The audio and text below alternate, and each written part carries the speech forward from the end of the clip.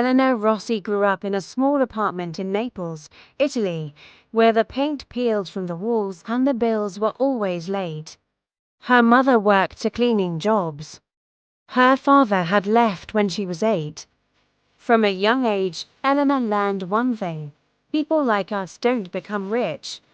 We survive. At school, other children talked about vacations in France and new winter coats from Milan. Elena wore the same coat for 5 years.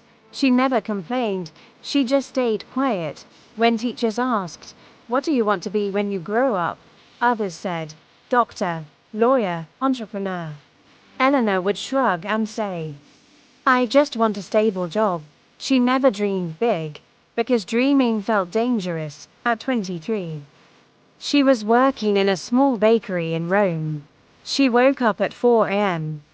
every day, kneading dough with flour-covered hands, watching customers in expensive suits rush past her window. She used to whisper to herself, "God, I don't need to be rich.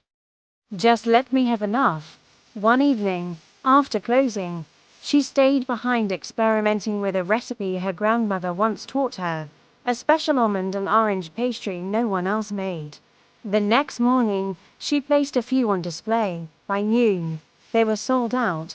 Within a week, customers were coming specifically for Eleanor's pastries. Someone posted about them online. A food blogger from Milan visited, then a magazine featured her. Orders exploded. The bakery owner offered her a partnership. 2 years later, Elena opened her own boutique pastry shop, Dolce Elena.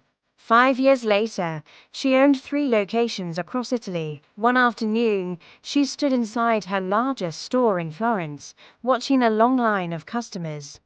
The same girl who once believed wealth was not for people like us was signing business contracts worth millions of euros. Tears filled her eyes, not because she was rich, but because she finally understood something. Grace does not ask where you come from, miracles do not check your bank account, and sometimes the biggest blessing is believing when you never thought you could. That night, she called her mother and said, "Mama, we don't have to survive anymore, we're living now." And for the first time in her life, Elena allowed herself to dream bigger.